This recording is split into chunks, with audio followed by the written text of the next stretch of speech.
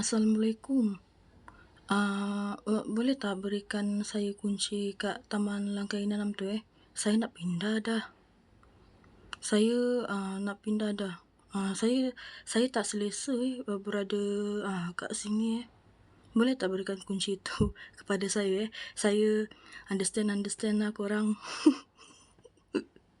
Understand lah. Kita jumpa eh. Kita bincang kunci tu eh. Kunci tu selepas itu saya berikan awak keropok tu bahasa Palang tu eh. Kita sesama berikan kerjasama eh. Understand lah korang. sebab saya dah tu je lah.